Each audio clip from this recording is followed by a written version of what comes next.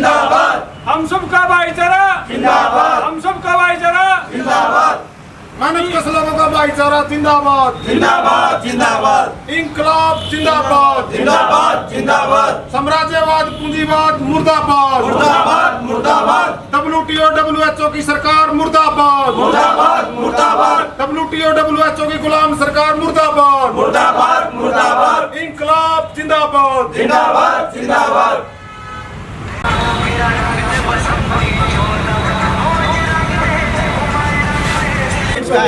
कोई एक भी मुझे एड्स पे कोई एक ऐसा टेस्ट दिखा दो जिसमें आपके बॉडी के अंदर एड्स हो, एड्स उसके अंदर गवर्नमेंट का सहयोग ही हम साथ कर रहे हैं, तो हम लड़ाई कहाँ से जीतेंगे। नमस्कार, मैं विजय परमार, आप देख रहे हैं डिजिटल सिटी। अभी हम मौजूद हैं, प्रेस कॉन्फ्रेंस चल रही है आज़ाद भारत आंदोलन की। हम आपको दिखाते हैं लाइव तस्वीरें, सुनते हैं, जानते हैं कि मामला आखिर क्या है, किस मुद्दे को लेकर के प्रेस कॉन्फ्रेंस यहाँ पर चल रही है। हमारा टारगेट अभी टोटली जो मान ले WTO WHO की जो लड़ाई हम गुमराह किया हुआ है, लोगों को नॉलेज ही नहीं है भाई मान ले कानून बनाए किसने। तो इन चीज़ों को हमने शुरू दिन से जागरूकता आज गाँव जाके ना हमारा एक ये है कि मान ले 5 तारीख का ये पैदल यात्रा का उससे पहले हमारी गाँव यात्रा है। हर एक गाँव में जाके हम इसको लोगों को बताएंगे। वहाँ की रिपोर्ट भी 8 महीने से वहाँ लगातार बैठे हैं। अब यहाँ पर घरों में ऐसे बना दिया भाई वहाँ राजनीतिक लोग बैठे हैं, तो इस तरीके से हमें खुद में भी शर्म आने लगती है। तो आज हमारा एक एजेंडा ये है भाई गाँव जाके ना नौजवान बच्चों को आज इस तरीके से मजबूर किया जा रहा है वैक्सीनेशन पे भर्ती के लिए ये करेंगे। जब गवर्नमेंट सिस्टम में आके बोल रही है भाई नौकरी सरकारी नौकरी नहीं रहेगी, तो फिर कौन सी नौकरी रहेंगे। एक बार ये फार्म आपने देख भी रहे होगे, फार्म भरवा लिए 2 बार 3 बार 6 महीने बाद उनको बोल देते हैं रिजेक्ट है। ये सिर्फ एक वैक्सीन लगाने का एजेंडा है इनका, इससे ज़्यादा और कुछ नहीं। और हमें तो इतनी वहाँ तक की रिपोर्ट है कि आगे इलेक्शन भी ना हो, टोटली तानाशाही। आज 10-10 हज़ार रुपये की मेरी ग्राउंड रिपोर्ट है ये, जो एक 10 हज़ार रुपये की नौकरी प्राइवेट कंपनी वाला ये बोलता है भाई आपका एक गेट बंद है, गेट बंद है नहीं तो वैक्सीन लगवाओ। प्राइवेट कंपनी वाला चालान काट रहा है, वहाँ पे मैं इंडस्ट्रियल एरिया के अंदर बैठा हूँ। तो ऐसे इस तरीके से मान ले जो वहाँ किसान क्या बोलते हैं भाई मैं तो वैक्सीन लगवाऊँ नहीं का, तो वैक्सीनेशन से कैसे बच सकते हैं हम। 8 महीने से 70 साल का गुजरे आदमी को वहाँ पे किसी खांसी जुकाम तक नहीं हुआ। और यहाँ पे जो गांव के अंदर मेरे गांव डाटा है, सहयोग आंदोलन हमने शुरू दिन से ही दिया था, बहिष्कार कर दिया था भाई कोई डॉक्टर भी आएगा तो उसको बाहर से बाहर भगा दो। तो मेरे गांव में एक भी मौत नहीं हुई, और जबकि बाहर गांव के अंदर 50-40 आदमी मरे हैं, तो टोटली वो वैक्सीनेशन वाला आदमी मरे है। अभी बम्बे, गुजरात और महाराष्ट्र से मेरे पास 28 हज़ार आदमी मान ले ऐसे बंदे हैं जो बात करते हैं भाई मेरे 10 आदमी परिवार के चले गए वैक्सीनेशन लगवाने के बाद में। तो फिर क्या है ये जो चीज़ वैक्सीनेशन के ऊपर दबाव बनाया जा रहा है लोगों के ऊपर, और किस तरीके से हमारी फसल और नस्ल की लड़ाई थी। फसल तो हमारी खरीद ली, बाकी आज नस्ल को ख़राब मेरे हिसाब से 20% तो हरियाणा के अंदर हो चुकी होगी, क्योंकि 60% के लगभग तो जो मान ले गरीब आदमी थे, जो मान ले जिनकी आपकी पेंशन बंद कर दी जाएगी, उनको इस गुमराह करके मान ले लोगों को वैक्सीन लगवाई जा रही है। अभी स्कूल भी खोले हैं, इनमें भाई उनके माँ बाप के सर्टिफिकेट, बाहर बच्चे हैं तो उनको जो विदेशों में गए हुए हैं, मेरा बेटा ही मानो, तो उसको दबाव बनाया जा रहा है अपने माँ बाप का सर्टिफिकेट मंगाओ वहाँ से कोरोना का। तो आज हमारी नस्ल की लड़ाई है, तो उस नस्ल के ऊपर हमने आज इस ग्राउंड के ऊपर बाहर निकलना पड़ा है आंदोलन से। हम गांव जाके न अपनी फसल को तो नहीं बचा पाए हम, तो नस्ल को जरूर बचाएं। हमारा तो ये एजेंडा यही है जी। और गुलामी देश के अंदर WTO और WHO जो इनकी है, ये ओनली फॉर पार्टियाँ एजेंट है इनकी। ये लोगों को हम जागरूक करेंगे, इसके लिए हमें तन मन धन, जो बोलते हैं भाई ये भाई फंड आ रहा है, वो आ रहा है, ये आ रहा है, ऐसा कुछ नहीं है। वहाँ पे हमारे को इतनी परेशानी से बीत रहे हैं हम, जो अपने घर से भी ये मान के चलो, हम कोई भी आवे तो हम भी ये मानते हैं भाई कोई आदमी खाली हाथ ना है हमारे पास, क्योंकि लोग वहाँ पे परेशान इतने हैं। यहाँ पे जो पैसा इकट्ठा अपना जो सिंधु बॉर्डर पे भी लगा लो, टिकरी बॉर्डर पे भी लगा लो, कोई भी 700 के लगभग किसान शहीद हो चुके हैं। किसी भी एक किसान के घर में कोई मदद नहीं पहुंची है किसान मोर्चा की तरफ से। भाई उसके पास मान ले क्या स्थिति रही होगी उसकी। जब किसान मोर्चे के अंदर मान लिया अगर जो अच्छा करिए, अगर जो वहीं से कोई हमारी वहाँ पे वो नहीं है। पहले तो घूमते थे लोग, रात को भी भाई अपनी देख रेख के अंदर। आज इस तरीके के लोग भेज रखे हैं वहाँ पे, जो गांव से, जो जिनको, क्योंकि राजनीति की बना दिया मुद्दा। 2022 में देखेंगे, 2024 में देखेंगे तो वो कौन है, उनको हम किसान नहीं मानते।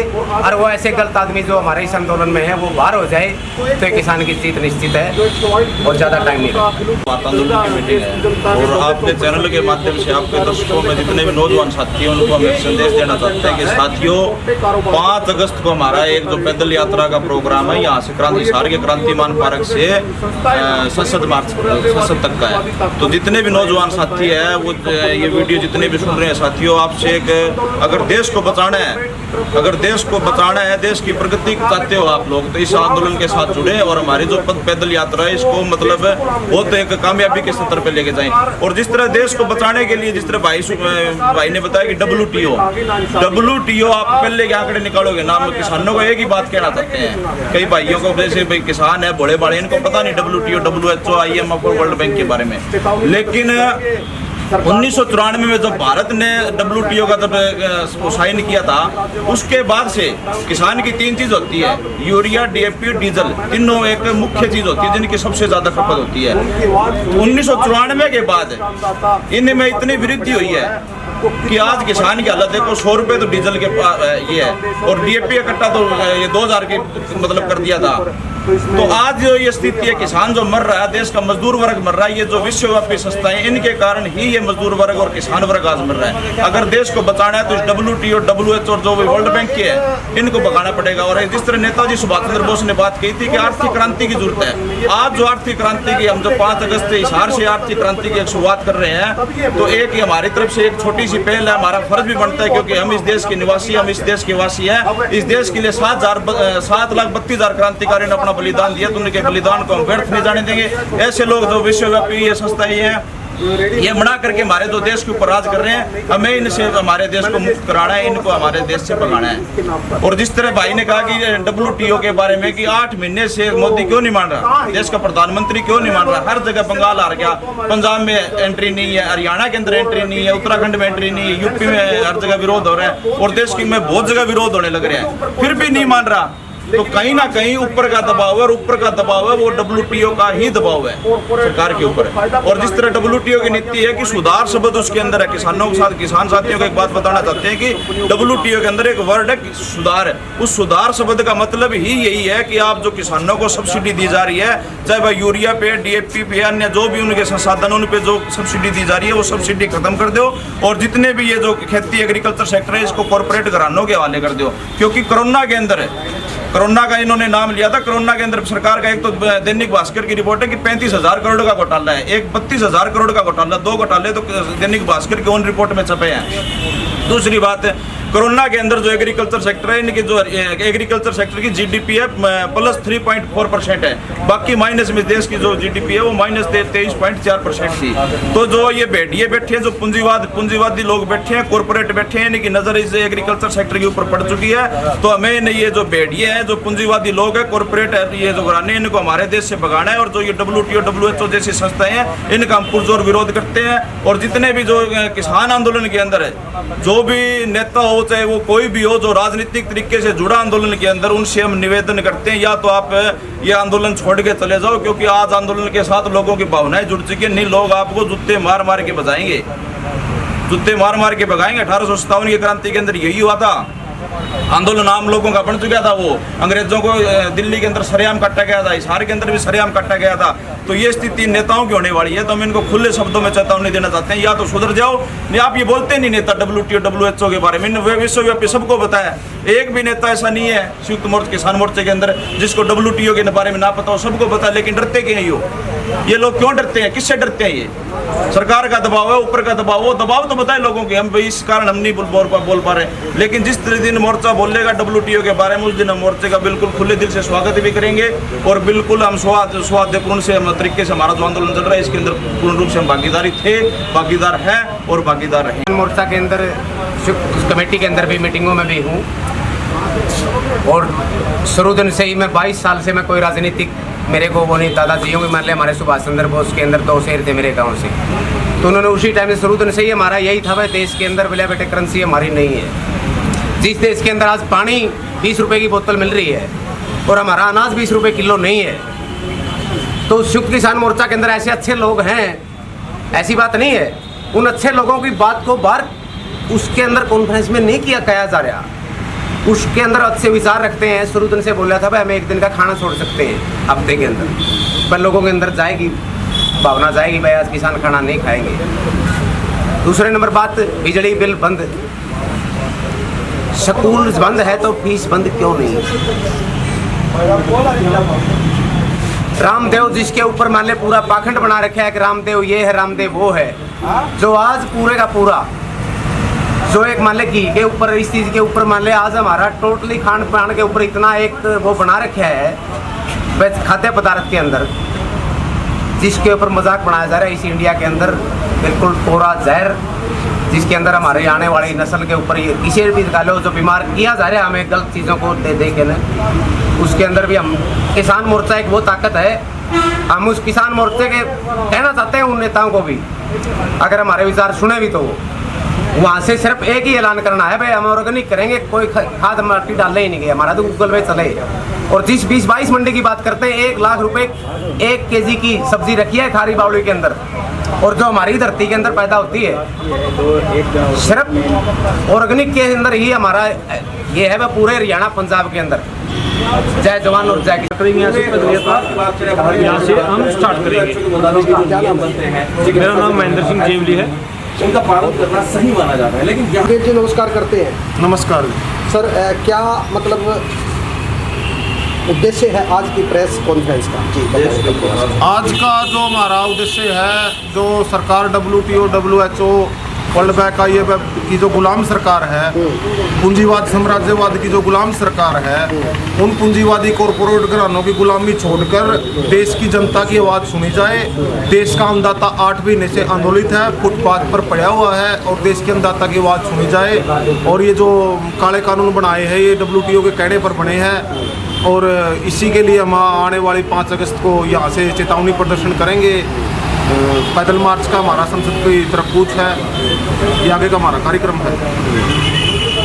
आज जो प्रेस कॉन्फ्रेंस की गई है उसको उसमें क्या खास बात रही है, क्या चर्चा मुद्दे रहे हैं? आज हमारी यही चर्चा रही है कि 5 अगस्त का जो पैदल मार्च हमारा वो किस तरीके से हम करें, और आगे जो ये हमारे पास जो समय है उसके लिए हमने ये योजना बनाई है। आगे गांव-गांव जाएंगे और लोगों को WTO WHO के बारे में जागरूक करेंगे, और यही आज हमारी योजना थी कि आगे किस तरह से ये पैदल मार्च को हमें सक्सेसफुल बनाया जाए, जनता तक ज़्यादा से ज़्यादा आवाज़ पहुँचाई जाए। जी, 5 तारीख को जो पैदल मार्च निकाला जा रहा है उसमें कितने लगातार मतलब की जो है लोगों का होने की अनुमान लगाया जा रहा है, कितने लोग होंगे उसमें? वो तो अभी हमने एंट्री नहीं की उसके बारे में। अब जो हमारा कार्यक्रम है यही रहेगा आने वाले समय में, उनकी एंट्री करेंगे, कौन कौन साथी वहाँ जाना चाहता है पैदल मार्च में उनको शामिल करेंगे, सभी से पूछा जाएगा, बातचीत की जाएगी किस किस में शामिल होना है। अब तो अभी तक तो हमने कोई मैंने उनके बारे में वो नहीं किया है ना, कौन कौन जाएगी। जी, हमारे साथ साथी जुड़े हैं, इनसे भी जानना चाहते हैं कि आज का जो मतलब मेन मुद्दा रहा है प्रेस कॉन्फ्रेंस का वो क्या रहा है? वो हमारा आज़ाद भारत आंदोलन का जो मुख्य मुद्दा है, मुख्य गांव-गांव घर-घर जाकर WHO WTO के बारे में लोगों को जागरूक करना। जिस प्रकार सरकार जो किसानों को, आम आदमी को महंगाई और जो कृषि कानून, काले कानून जिन्हें बोल रहे हैं, देखिए कानून किसानों पे थोप रहे हैं। जनता ने सरकार को चुना, क्यों सरकार और इसका जनता विरोध कर रही है, जनता विरोधी कानून है, देश विरोधी कानून है। आखिर क्या सरकार किसने चुनी? जनता ने चुनी है। तो कॉर्पोरेट पूंजीवादी साम्राज्यवादी लोगों की गुलामी आप क्यों करो? जनता की गुलामी करो ना, आप जनता के प्रतिनिधि हो, जनता के नौकर हो, जनता ने आपको चुनकर देश को चलाने के लिए आपको हार जाओगे, हमारी पार्टी की सरकार गिर जाएगी, हार जाएगी, हमें नुकसान हो जाएगा राजनीतिक। सरकार को देश को बेचने के लिए, देश का सौदा करने के लिए इनको थोड़ा एक राजनीतिक पार्टी भारतीय जनता पार्टी अपना इनको देश का विकास के लिए, सालों की मेहनत बनाने के लिए, देश की उन्नति के लिए एक बिल को लेकर सारा और ये तो देश बेचने का काम कर रहे हैं पूरे के पूरे देश। जैसे कि 5 तारीख को पैदल मार्च के अंतर की बनाया गया प्रोग्राम, क्या लगता है कि सरकार आपकी बातों को माने, क्योंकि लगातार 7 महीने से किसान भी आंदोलित है लेकिन सरकार जो है टस से मस नहीं हो रही है। पिछला जो इतिहास देखिए आप, देखिए हमारा प्रयास है आवाज बुलंद करना, आवाज उठाना। हम अपना कर्म कर रहे हैं, लोगों को जागरूक करने का, धीरे धीरे गाँव जाकर। अभी लोग आपको ही पता है कि जैसे जागरूक नहीं है लोग, राजनीतिक रूप से तो जागरूक है किस पार्टी के समर्थक है, किसको वोट देना है, किसको नहीं देना है, लेकिन क्यों देना है, क्यों दिया, क्यों देंगे, किन किन मुद्दों पे वोट दे रहे हैं, क्यों किन मुद्दों को आगे आना चाहिए, क्या मुद्दे हमारे हित में है, क्या नहीं है। और जैसे हम क्या देखते हैं, हम सिर्फ पार्टियां देखते हैं, बीजेपी, कांग्रेस, और ये पीछे के जो अंतर्राष्ट्रीय षड्यंत्र है, इंटरनेशनल प्रोपेगेंडा जो चलाती है ये पार्टियों को एजेंट बना के भारत में, जैसे WHO ने एजेंट बना रखा है अपने, ये प्रोपेगेंडा चलाती है वैक्सीनेशन इन सब चीज़ों को लेकर, पोलियो की काफ़ी सारी वैक्सीनेशन उनके एजेंडे चलते रहते हैं। नंबर दूसरा ये WTO जो एक कृषि कानून है, बाकी आम आदमी है, महंगाई बढ़ती जा रही है, इनको खत्म करने के जो एजेंडे चलाती रहती है, इनको लेकर हमारा पैदल मार्च का मुख्य मुद्दा जन जागरूकता ही है। इससे सरकार को हमारी ये मतलब मानना है कि सरकार को जरूर कानों में बात रहेंगी और सरकार को ये लगेगा कि जनता अब जागरूक हो रही है। जी नमस्कार, धन्यवाद। आज जो कोरोना की वैक्सीन आई और कोरोना का जो टेस्ट आया, उसका क्लिनिकल ट्रायल या क्लिनिकल टेस्ट की किस डॉक्टर ने की और क्या उसकी कोई रिपोर्ट है? कोई भी कहा जा रहा है कि सबसे सर्वप्रथम परीक्षण ऑक्सफोर्ड यूनिवर्सिटी नहीं हुआ है। कहाँ है? लाओ ना उसकी रिपोर्ट लाओ। अच्छा, कहीं हुआ है तो उसका लाओ ना। जिस RT-PCR टेस्ट की खोज हुई, जिस डॉक्टर ने की, उसको नोबेल पुरस्कार मिला था। ठीक है। और वो ये कह के गया था, this is not for diagnostic, this is for only research purpose. इससे आप रिसर्च कर सकते हो, इससे आप डायग्नोज ना करें। ठीक है। और सबसे पहली बात दुनिया में ब्लड से 52 के करीब टेस्ट होते हैं। ब्लड से 52 के करीब टेस्ट होते हैं। आप पहले ब्लड का टेस्ट करवाओगे या नाक में डंडियां दे के टेस्ट करवाओगे? और मैं चैलेंज के साथ कह सकता हूं कि 50 आदमियों को जो कोरोना पॉजिटिव है उनके साथ मैं 10 दिन रहूंगा, और कितने ही वो शक्तिशाली, वो उनको कितना ही हाई का कोरोना हो, और अगर मेरे को कोरोना हो जाए तो जो सजा मोदी मेरे को दे, मैं उसको भुगतने को तैयार हूँ। बिल्कुल ठीक है, ये बात मैं भी कहूँगा, क्योंकि मैं आप मौत के नजदीक जा रहे हो। आपको भी मैं ओपनली कह रहा हूँ, मास्क लगाने का मतलब अपनी बॉडी में कार्बन डाइऑक्साइड का ज़्यादा से ज़्यादा होना। ठीक है।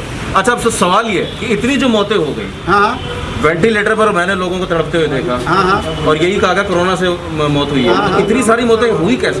जब आप मास्क लगाओगे तो मौतें ना, और क्या होगी? आप जिंदा रहोगे। जब आपको पूरी दुनिया को मास्क लगा दिया और मास्क लगाने के बाद आपकी बॉडी में कार्बन डाइऑक्साइड हो गई, ये पेड़ है ना, किस लिए है? ये पेड़ अभी कल है ना मनोहर लाल खट्टर ने वो किया था महोत्सव। पेड़ है ना किस लिए हैं? पेड़ किस लिए लगाए जा रहे हैं? कहना कि ज्यादा मास्क लगाया इस वजह से मौतें हुई, ऊपर से जिन्होंने वैक्सीन ली, और अभी और होंगी। अक्टूबर से और मौतें शुरू होंगी। वैक्सीनेशन के बाद भी बहुत से ऐसे लोग हैं जो कह रहे हैं स्वस्थ है, कोई दिक्कत नहीं है। अभी पता चल जाएगा।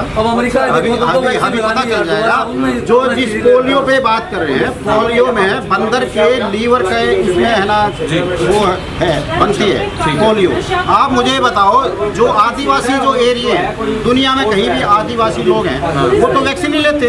अंडमान में बहुत सी ऐसी जातियां हैं जिनकी औसत आयु 150 साल है। औसत आयु 150 साल, और हमारी औसत आयु क्या है?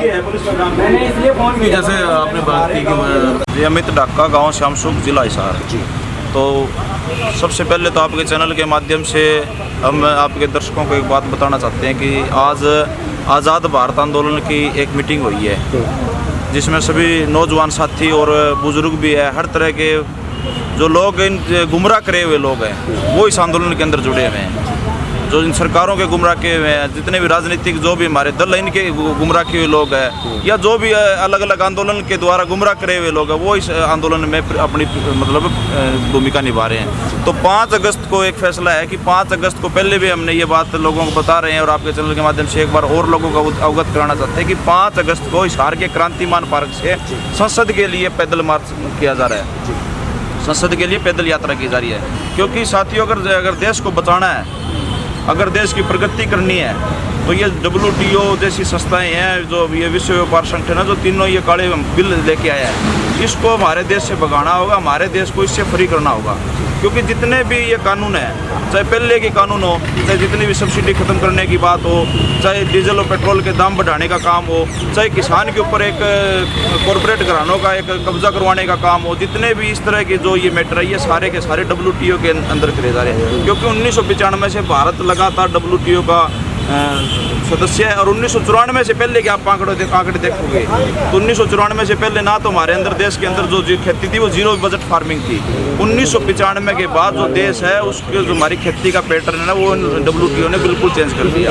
एक तो WTO पूंजीवादी जो हमारे जो पूंजीवादी लोग हैं इनको बढ़ावा देता है, और पूंजीवादी जो ताकतें हैं उनको ये कोई मतलब नहीं है कि खेती जो हमारी जो सांस्कृतिक 14 करोड़ लोगों का, किसानों का परिवार है खेती एक तरह से, 28 करोड़ लोग FCI के द्वारा इस पर निर्भर है, और 14 करोड़ लोगों का अगर ये जीविका है, और जो WTO है उसको ये मतलब नहीं है कि कितने भी रासायनिक आप डाल रहे हो या जल स्रोत हमारे उनका दहन हो रहा है। WTO अपना एक सिर्फ और सिर्फ खेती को बिजनेस बना करके हमारी जो धरती है इसको बंजर करने का काम कर रहा है। और जितने भी अगर WTO के अंदर आप देखो 1994 से 95 जब समझौते नहीं हुए, तो उससे पहले बताता हूँ आपको, 1995 के अंदर एक चीज़ आई थी, 1995-2000 के बीच में एक चीज़ आई थी, बिट्टी कॉटन, जिसने इतना मतलब आज किसान रोने लग रहा है कि बिट्टी कॉटन नाम की जो बीमारी है देश के अंदर सिर्फ और सिर्फ WTO के तहत आई है। जितने भी और जो किस्में आई है, चाहे गेहूं की किस्में लगा ली, और जितनी भी किस्में जो हमारी धरती को बंजर करने का काम कर रही है, पहले हमारे जो कॉटन था वो बिल्कुल सही था,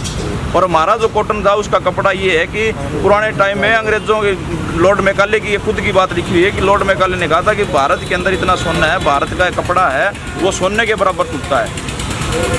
चलिए हम प्रश्न जो हमें केडी से करना चाहेंगे, विभिन्न संगठन प्रयास कर रहे हैं किसान आंदोलन को लेकर, जैसे आप लोगों का जो बनाया जो संगठन है आज़ाद भारत आंदोलन, उसमें कहीं ना कहीं सक्रिय भूमिका रही थी। सरकार का कहना ये है कि राजनीतिक जो दल है, जो विपक्षी पार्टियां हैं, वो कहीं ना कहीं इन लोगों को भड़का रहे, यानी जो किसान हैं उनको भड़काने का काम कर रहे हैं। इसी तरह से जो है 8 महीने हो चुके हैं, क्या कहना चाहेंगे और सरकार की क्या मंशा हो सकती है?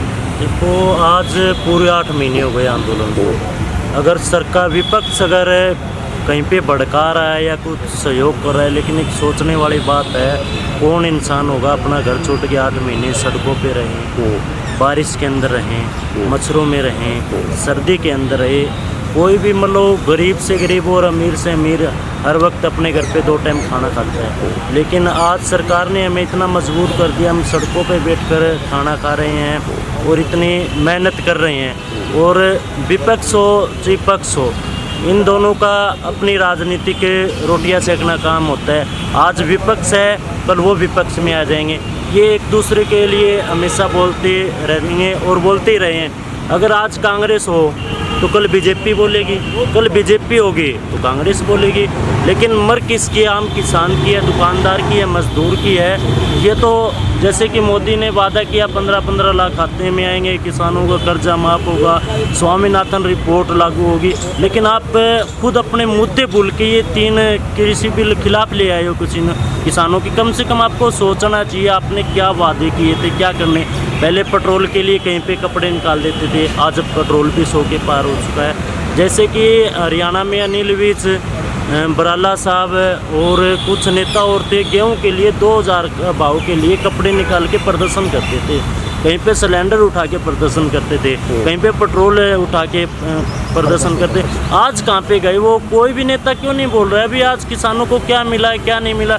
अरे हम वोट देने वाले आपको है, सत्ता में बिठाने वाले हैं। हाँ, एक और बता दूं, आंदोलन के तहत हमारा काम सत्ता परिवर्तन करना नहीं, हमारा काम है व्यवस्था परिवर्तन करना।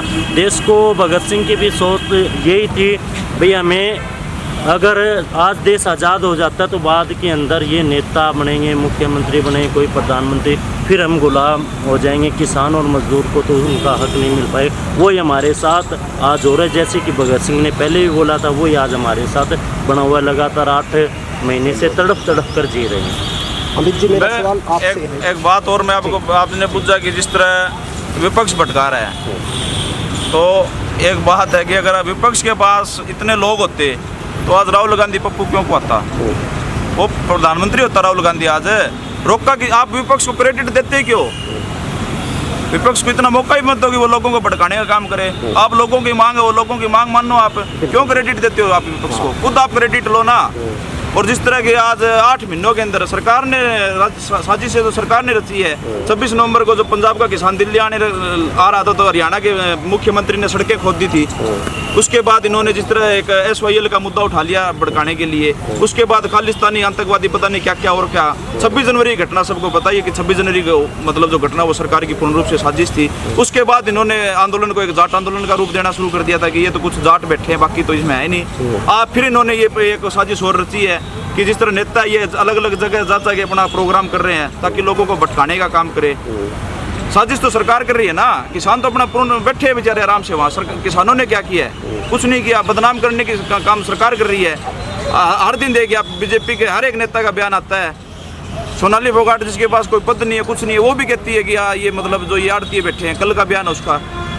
तो ये तो एक सरकार की साजिश है। सरकार इस आंदोलन को भटकाना चाहती है। सरकार नहीं चाहती कि जो 3 बिल है ये वापस हो और लोगों को उनका हक मिले, क्योंकि आज भारत के अंदर लोकतंत्र नाम की कोई व्यवस्था नहीं है, सिर्फ और सिर्फ राजतंत्र चल रहा है। क्योंकि लोकतंत्र के अंदर लोगों के लोकतंत्र होता है by the people for the people है, लेकिन आज तो है बाय द पीपल है ना फॉर द पीपल है। आज सिर्फ और सिर्फ द बाय द गवर्नमेंट हो रहा है, सब कुछ है for the government by the government हो रहा है। बस ये इन्होंने जो लोकतंत्र की परिभाषा है, इन लोगों ने वो लोकतंत्र की परिभाषा ही बदल दी है सरकार ने। गणतंत्र दिवस से पहले जो है ना, जो भी वार्तालाप हुई 3 कृषि बिलों को लेकर के, यानी 26 जनवरी के बाद एक भी वार्तालाप सरकार से नहीं हुई है, या सरकार ने जो है किसानों को आमंत्रित नहीं किया है। मतलब इस पर कहीं ना कहीं सवाल खड़े होते हैं, क्या कहना चाहिए? इस बार जो वार्ता होगी ना, क्योंकि 26 जनवरी के से पहले 11 दौर की वार्ता हो चुकी है। वार्ता क्या है? वो तो एक मिट्टी गोली देने वाला काम किया है। वार्ता होती है, ये होता है कि हम आपकी ये मांग मानते हैं। सरकार ने सिर्फ और सिर्फ ये नरेंद्र तोमर का खुले शब्दों में बयान था कि किसान चाहे कुछ भी कर ले, किसान नेता कुछ भी कर ले, जो ये बिल है ये वापस किसी भी हालत में नहीं होगी। वार्ता कहाँ हुई है? लेकिन अब जो वार्ता होगी उसके अंदर कोई ना एक ऐसा एक जरूर एक बात निकल के आएगी, चाहे तो ये आंदोलन एक तरफ जरूर मतलब अपना, क्योंकि सरकार नहीं चाहती कि वार्ता हो। 8 महीने के अंदर आज 8 महीने हो गए लोगों को बैठे हुए। अरे कौन? ये मोदी जी वही लोग हैं जिन्होंने आपको वोट दिए थे, ये कोई दूसरे पराये लोग नहीं है। इन लोगों ने आपको भर के वोट दिए थे, जिताया था आपको। आज इतनी सीटों पे आप बैठे हो थे, लोगों के वोटों के कारण बैठे हो आप। और आज वोट देने वाले लोग रोडों के ऊपर है। ये वो लोग हैं बैठे हैं रोडों के ऊपर है बैठे ना। 85% वो लोग हैं, 85-90% जिन्होंने खुद मोदी को वोट दिया था। आप जाके ऊपर देखना, बॉर्डर के ऊपर पूछोगे आपने पिछली बार वोट किसको दिया था, हर एक यही कहेगा भाई मोदी को दिया था, हमारा वोट बिल्कुल गटर में गया है। आपसे सवाल करेंगे अभी। 2014 में जब चुनाव हुए लोकसभा के, तो अच्छे दिन आने वाले हैं, काला धन आएगा और 15 लाख प्रत्येक व्यक्ति के खाते में आएंगे।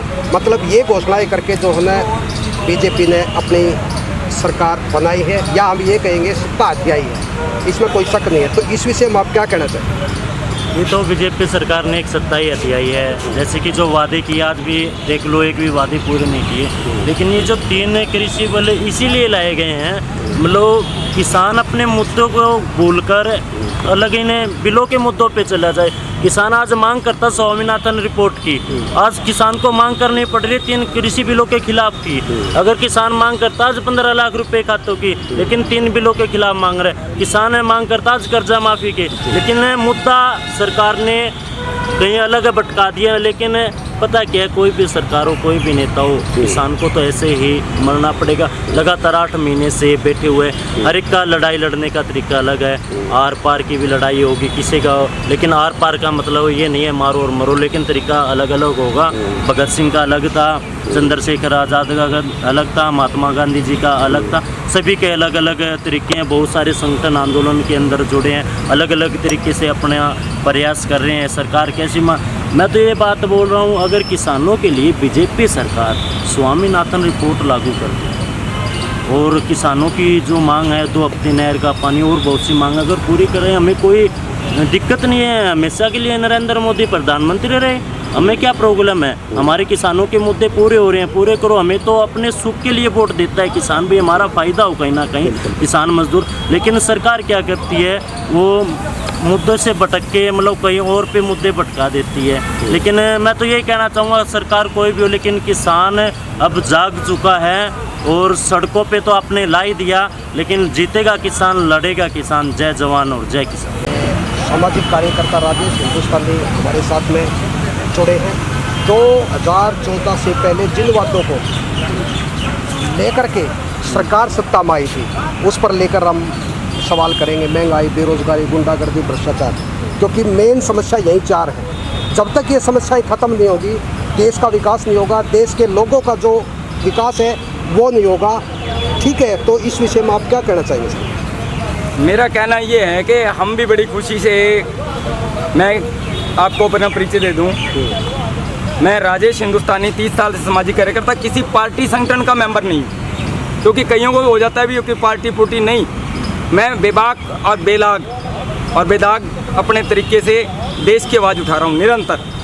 तो कांग्रेस का जब राज था तो हमने भ्रष्टाचार अन्याय के खिलाफ आवाज़ उठाई, अन्ना और रामदेव के आंदोलन में उठाई, काला धन ले आएंगे, लोकपाल लागू होगा, और मोदी जी ने जो वायदे किए वो बताने की जरूरत नहीं है। जितने वायदे थे उस पर अन्ना लहर के ऊपर सवार होकर सेंटर में तो जो है केंद्र में मोदी जी की सरकार फुल फ्लैंग बन गई, दिल्ली में केजरीवाल जी की सरकार बन गई। उसी लहर का परिणाम है, क्योंकि कांग्रेस के विरोध जो लहर उठी थी उसके कारण मोदी सरकार बन गई। ठीक है, लेकिन जो वायदे किए थे वो सारे के सारे अधूरे पड़े, उसमें से पूरा नहीं। काला धन कहाँ गया, लोकपाल कहाँ गया, अपना रोजगारी का कहाँ गया, 15 लाख कहाँ गए, अच्छे दिन कहाँ गए, सारा का सारा सिस्टम, रिश्वतखोरी, भ्रष्टाचार, अन्याय, जुल्म क्या बंद हो गया? अरे कोर्टों से लेकर आम सरकारों तक और आम रोड तक भ्रष्टाचार व्याप्त है। तो हम कैसे कहेंगे मोदी जी, खट्टर साहब या बीजेपी सरकारें, जब मैं कांग्रेस के खिलाफ प्रचंड अभियान कई राज्यों में देश के चलाया था कि ये गलत है, तो आज क्या घी शक्कर करता रहूं? 7 साल हो गए मोदी जी को, और रामदेव जी तो पिट्ठू बन गया सरकार का। रामदेव जी के लिए लाठियां गोलियां तक खाई हमने, गोलियां तो हमारे साथियों को लगी, लेकिन लाठियां खाई, मार खाई, वहाँ चलते रहे लगातार कि भाई हम करेंगे।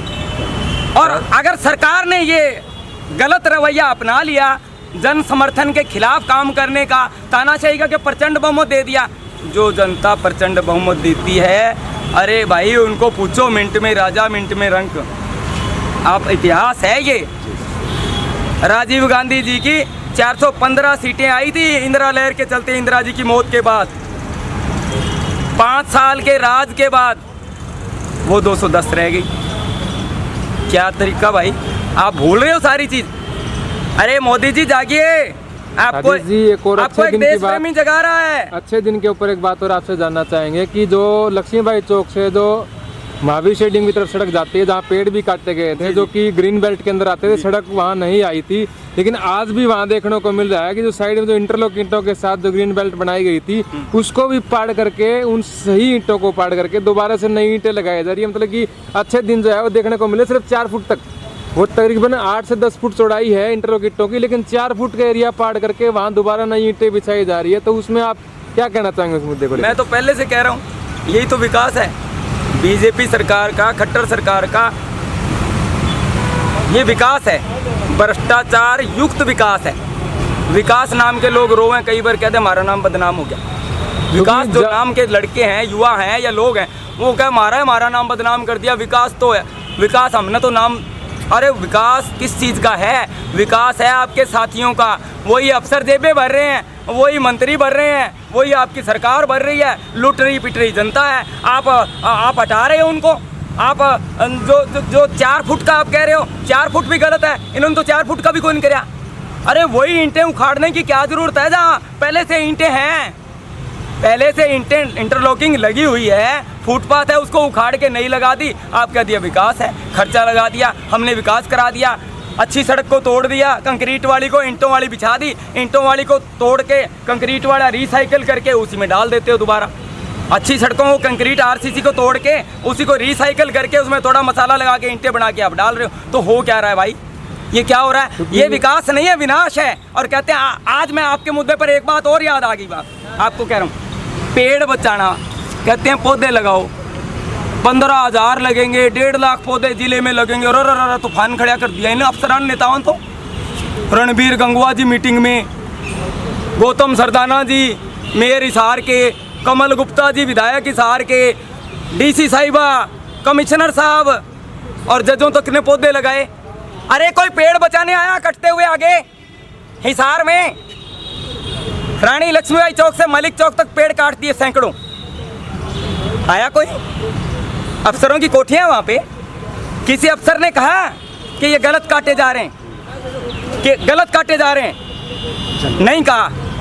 विद्युत नगर में कहा 600 पेड़ अभी बचे खड़े हैं, मैं आरी के आगे खड़ा हो गया। और ये विकास नहीं, विनाश है, पर्यावरण का विनाश है, मानवता का विनाश है और भ्रष्टाचारियों का विकास है, भ्रष्टाचारियों का विकास है ये। अगर ये कहें, अगर इस सरकार का, मोदी जी ने कहा था कांग्रेस मुक्त भारत, कांग्रेस मुक्त भारत करो, जनता ने कर दिया। लेकिन क्या करा मोदी जी ने? कांग्रेस मुक्त नहीं, मोदी जी पार्टी में कांग्रेस वालों को ले लेके कांग्रेस युक्त भारत हो गई खुद ही। मोदी जी हमारे माननीय प्रधानमंत्री कांग्रेस युक्त हो चुके हैं। मैंने 5 साल पहले कहा था, लिखा था, प्रेस नोट दिया था, मोदी सरकार, बीजेपी सरकार कांग्रेसी कल्चर में ढली, मोदी सरकार कांग्रेसी कल्चर में ढली। अरे आप कांग्रेसी कल्चर को अपना आगे, जिस कांग्रेस को आप जड़ से उखाड़ रहे हो, यानी बोतल, नई बोतल में पुरानी बोतल।